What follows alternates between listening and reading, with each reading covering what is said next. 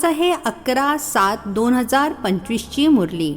महावाक्य आहे, गोड मुलांनो, सर्वप्रथम सर्वांना बाबांचा योग्य परिचय देऊन गीतेचा भगवान सिद्ध करा, म्हणजे तुमचे नाव प्रसिद्ध होईल.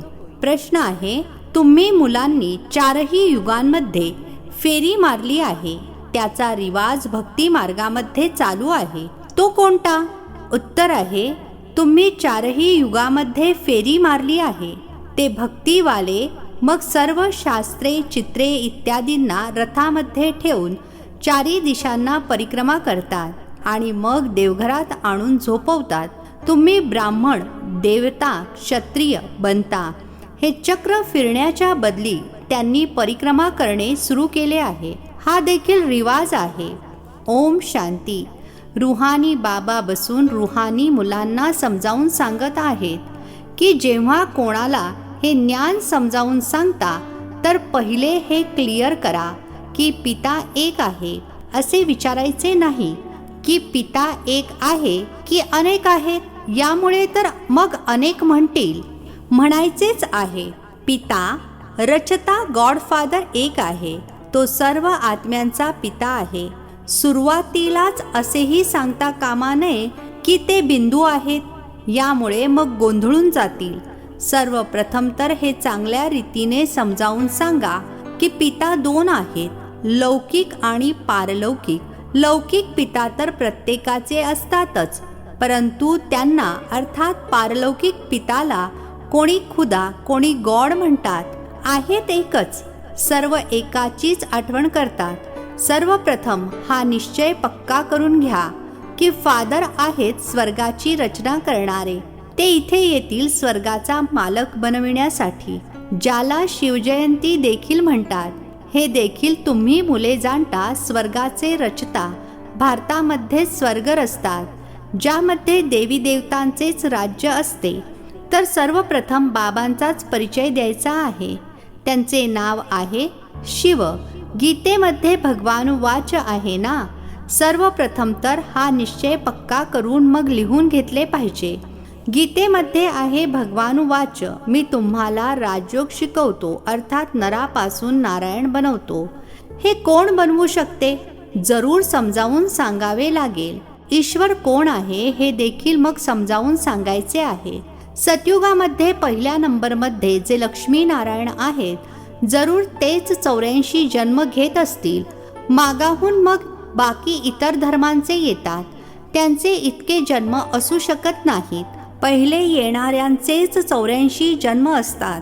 सतयुगामध्ये तर काही शिकत नाहीत, जरूर संगमावरच शिकत असतील.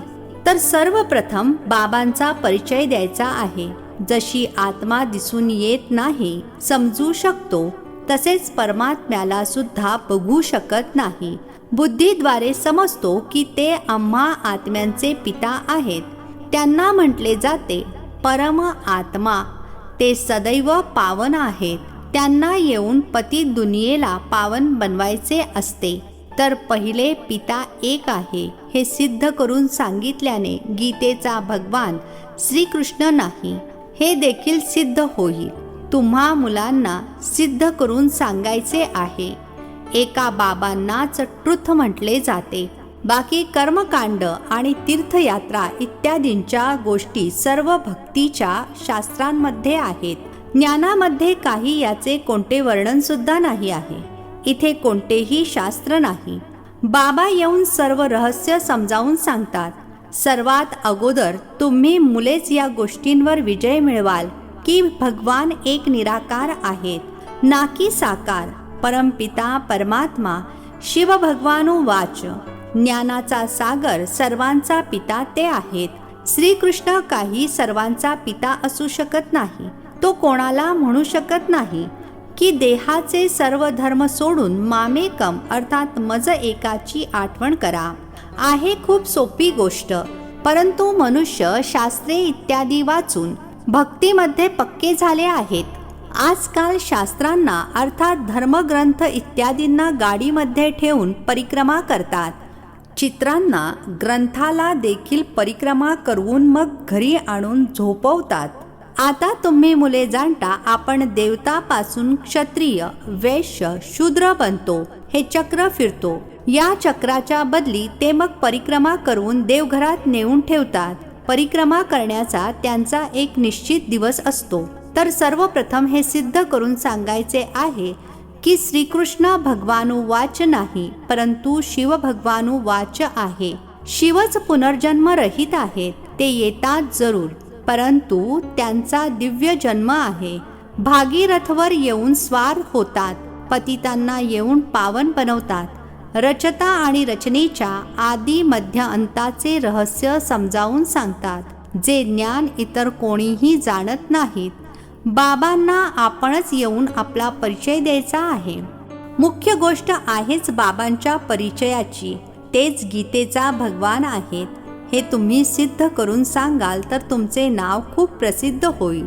तर अशी पत्रके छापून त्यामध्ये चित्र इत्यादी लावून मग विमानातून खाली टाकावीत. बाबा मुख्य गोष्टी समजावून सांगत राहतात. जर तुम्ही एका गोष्टीमध्ये जिंकलात तर बस, तुम्ही विजयी झालात. यामध्ये तुमचे नाव खूप प्रसिद्ध झाले आहे. यामध्ये कोणी कटकट करणार नाहीत. ही खूप क्लिअर गोष्ट आहे. बाबा म्हणतात, मी सर्वव्यापी कसा होऊ शकतो? मी तर येऊन मुलांना ज्ञान ऐकवतो. बोलावतात देखील. येऊन पावन बनवा. रचता आणि रचनेचे ज्ञान ऐकवा. महिमा देखील बाबांची वेगळी आहे आणि श्रीकृष्णाची वेगळी आहे. असे नाही शिवबाबा येऊन मग श्रीकृष्ण आणि नारायण बनतात, 84 जन्मांमध्ये येतात. नाही, या सर्व गोष्टी समजावून सांगण्यामध्ये तुमची बुद्धी व्यस्त राहिली पाहिजे. मुख्य आहेच गीता. भगवान वाच आहे, तर जरूर भगवंताचे मुख पाहिजे ना. भगवान तर आहे निराकार. आत्मा मुखाविना बोलणार कशी? म्हणूनच तर म्हणतात, मी साधारण तनाचा आधार घेतो. जे प्रथम लक्ष्मी नारायण बनतात ते 84 जन्म घेत शेवटी येतात, तेव्हा मग त्यांच्याच तनामध्ये येतात. श्रीकृष्णाच्या अनेक जन्मांच्या अंतिम जन्मामध्ये येतात.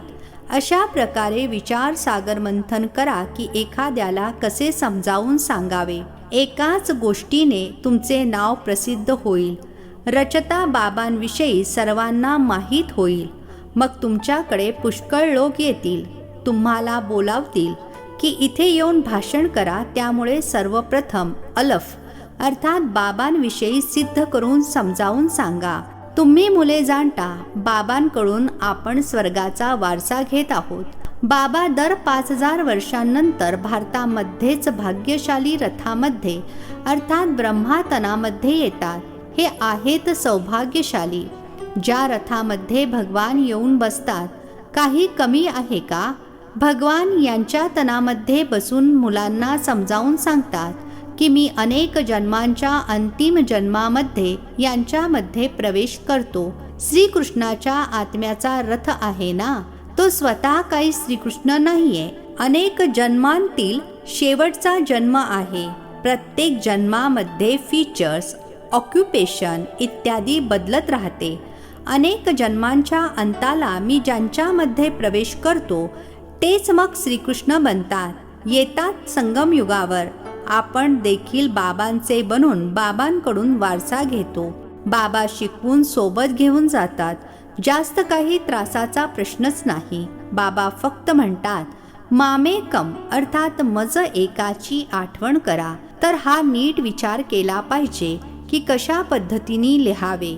हीच मुख्य चूक आहे ज्यामुळे भारत अनरायटियस, इरिलिजियस, इनसॉल्वंट अर्थात दुराचारी, अधर्मी, दिवाळखोर बनला आहे. बाबा पुन्हा येऊन राजयोग शिकवतात. भारताला नीतिमान आणि पवित्र बनवतात. साऱ्या दुनियेला रायटियस अर्थात नीतिमान बनवतात. त्यावेळी साऱ्या विश्वाचे मालक तुम्हीच आहात. म्हणतात ना, wish you long life and prosperity अर्थात तुम्हाला उदंड आयुष्य आणि भरभराटीचे जाओ. बाबा आशीर्वाद देत नाहीत की कायम उदंड आयुष्य लाभो. हे साधू लोक म्हणतात, अमर रहा. तुम्ही मुले समजता अमर तर जरूर अमरपुरीमध्ये असतील. मग मृत्यू लोकमध्ये अमर कसे म्हणणार? तर मुले जेव्हा मीटिंग इत्यादी करतात तेव्हा बाबांना सल्ला विचारतात. बाबा आगाऊ सल्ला देतात, सर्वांनी आपापले मत लिहून पाठवा, भले मग एकत्र पाठवा. मत मुरलीमध्ये लिहिल्याने मग सर्वांपर्यंत पोहोचू शकते. 2-3 हजार खर्च वाचेल. या 2-3 हजारातून तर 2-3 सेंटर उघडू शकतो. चित्र इत्यादी घेऊन गावागावात गेले पाहिजे. तुम्हा मुलांना सूक्ष्मवतनच्या गोष्टींमध्ये जास्ती इंटरेस्ट असता कामा नये. ब्रह्मा, विष्णू, शंकर इत्यादी चित्रे आहेत, तर यावर थोडेसे समजावून सांगितले जाते. मध्येच यांचा थोडासा पार्ट आहे. तुम्ही जाता, भेटता, बाकी अजून काहीच नाहीये. त्यामुळे यामध्ये जास्त इंटरेस्ट घेतला जात नाही. इथे आत्म्याला बोलावले जाते, त्यांना दाखवतात. काही जण तर येऊन रडतात देखील. कुणी प्रेमाने भेटतात, कुणी दुःखाचे अश्रू गाळतात. हा सर्व ड्रामामध्ये पार्ट आहे, ज्याला चिटचॅट म्हटले जाईल. ते अर्थात या दुनियेतील लोक. तर ब्राह्मणामध्ये जेव्हा कोणाच्या आत्म्याला बोलावतात तेव्हा त्यांना कपडे इत्यादी घालतात. आता ते शरीर तर नष्ट झाले, बाकी घालणार कोण? तुमच्याकडे ती रीत नाही आहे. रडणे इत्यादीचा तर प्रश्नच नाही. तर उच्च ते उच्च बनायचे आहे. ते कसे बनायचे? जरूर मध्ये संगमयुग आहे, जेव्हा पवित्र बनतात. तुम्ही एक गोष्ट सिद्ध कराल तर म्हणतील, हे तर अगदी बरोबर सांगत आहेत. ईश्वर कधी खोटे थोडेच बोलू शकतात. मग अनेकांचे प्रेम देखील जडेल, पुष्कळ येतील. वेळेवर मुलांना सर्व पॉइंट्स देखील मिळत राहतात. अंताला काय काय होणार आहे ते देखील बघतील. युद्ध सुरू होईल, बॉम्ब सुटतील. अगोदर मृत्यू तिकडे अर्थात विदेशामध्ये आहे. इथे तर रक्ताच्या नद्या वाहणार आहेत आणि नंतर मग दुधा तुपाची नदी. सर्वप्रथम धूर विदेशातून निघेल. भय देखील तिथे आहे. किती मोठे मोठे बॉम्ब्स बनवतात. त्यामध्ये काय काय टाकतात, जे शहराला एकदम खलास करून टाकतात. स्वर्गाची राजाई कोणी स्थापन केली हे देखील सांगायचे आहे. हेवनली गॉडफादर जरूर संगमावरच येतात. तुम्ही जाणता आता संगम आहे. तुम्हाला मुख्य गोष्ट समजावून सांगितली जाते, ती म्हणजे बाबांच्या आठवणीची, ज्याद्वारेच पापे नष्ट होतील. भगवान जेव्हा आले होते तेव्हा त्यांनी म्हटले होते, मामेकम अर्थात मज एकाची आठवण करा, तर तुम्ही सतोप्रधान बनाल, मुक्तिधाममध्ये जाल. मग पहिल्यापासून चक्र रिपीट होईल. डिटिझम, इस्लामिझम, बुद्धिझम अर्थात देवी देवता धर्म, इस्लामी धर्म, बौद्ध धर्म. तुम्हा मुलांच्या बुद्धीमध्ये हे सर्व नॉलेज असले पाहिजे ना. आनंद होतो की आपण किती कमाई करतो. ही अमर कथा अमर बाबा तुम्हाला ऐकवतात. तुमची अनेक नावे ठेवली आहेत. सर्वप्रथम मुख्य आहे डिटिझम अर्थात देवी देवता धर्म. नंतर मग सर्वांची वृद्धी होत होत झाड वाढत जाते. अनेकानेक धर्म, अनेक मते होतात. हा एकच धर्म एका श्रीमताद्वारे स्थापन होतो. द्वैतचा तर प्रश्नच नाही. हे रुहानी नॉलेज रुहानी बाबा बसून समजावून सांगतात. तुम्हा मुलांनी आनंदात राहिले पाहिजे. तुम्ही जाणता बाबा आम्हाला शिकवत आहेत. तुम्ही अनुभवाने सांगता, तर हा शुद्ध अहंकार असला पाहिजे की भगवान आम्हाला शिकवत आहेत. अजून काय हवे? जर का आपण विश्वाचे मालक बनत आहोत तर मग आनंद का होत नाही? की निश्चयामध्ये कुठे संशय आहे? बाबांविषयी शंका येता कामा नये. माया संशयामध्ये आणून विसरायला लावते. बाबांनी सांगितले आहे, माया डोळ्यांद्वारे खूप धोका देते. चांगली वस्तू बघितली की मन तळमळत राहील की खावे. डोळ्यांनी बघता म्हणून मारण्यासाठी क्रोध येतो. जर बघितलेच नाही तर मारणार कसे? डोळ्यांनी बघतात तेव्हाच तर लोभ मोह देखील येतो. धोका देणारे मुख्य आहेत डोळे. यांच्यावरती पूर्णपणे नजर ठेवली पाहिजे. आत्म्याला ज्ञान मिळते तेव्हा मग क्रिमिनलपणा अर्थात विकारीपणा सुटतो. असेही नाही की डोळ्यांना काढून टाकायचे आहे. तुम्हाला तर विकारी दृष्टीला पवित्र दृष्टी बनवायची आहे. अच्छा, गोड गोड खूप खूप वर्षांनंतर भेटलेल्या मुलांप्रती मात पिता बापदादांची प्रेमपूर्वक आठवण आणि सुप्रभात. आत्मिक पित्याचा आत्मिक मुलांना नमस्ते. आम्हा आत्मिक मुलांचा आत्मिक पित्याला नमस्ते. धारणेसाठी मुख्य सारांश आहे. पहिला पॉइंट आहे, सदैव याच नशेमध्ये किंवा खुशीमध्ये राहायचे आहे की आम्हाला भगवान शिकवत आहेत. कोणत्याही गोष्टीमध्ये संशय बुद्धी व्हायचे नाही. शुद्ध अहंकार ठेवायचा आहे. दुसरा पॉइंट आहे, सूक्ष्म वतनच्या गोष्टींमध्ये जास्त इंटरेस्ट ठेवायचा नाही. आत्म्याला सतोप्रधान बनविण्याचा पूर्णतः पुरुषार्थ करायचा आहे. आपसामध्ये सल्लामसलत करून सर्वांना बाबांची खरी ओळख द्यायची आहे.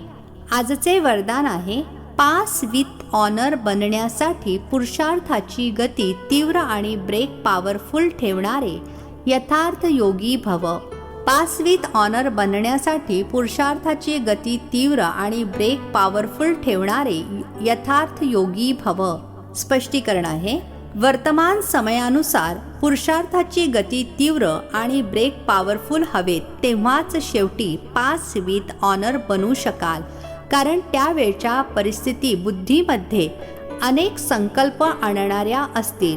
त्यावेळी सर्व संकल्पांपासून दूर एका संकल्पामध्ये स्थित होण्याचा अभ्यास हवा. ज्यावेळी विस्तारामध्ये विखुरलेली बुद्धी असेल त्यावेळी स्टॉप करण्याची प्रॅक्टिस हवी. स्टॉप करणे आणि होणे. जितका वेळ पाहिजे तितका वेळ बुद्धीला एका संकल्पामध्ये स्थित करा. हाच आहे यथार्थ योग. स्लोगन आहे, तुम्ही ओबिडियंट सर्वंट अर्थात आज्ञाधारी सेवक आहात आणि म्हणून तुम्ही अलमस्त अर्थात निष्काळजी राहू शकत नाही. सेवक अर्थात सदैव सेवेवर उपस्थित. तुम्ही ओबिडियंट सर्वंट अर्थात आज्ञाधारक सेवक आहात आणि म्हणून तुम्ही अलमस्त अर्थात निष्काळजी राहू शकत नाही. सेवक अर्थात सदैव सेवेवर उपस्थित. अव्यक्त इशारे, संकल्पांची शक्ती जमा करून श्रेष्ठ सेवेच्या निमित्त बना.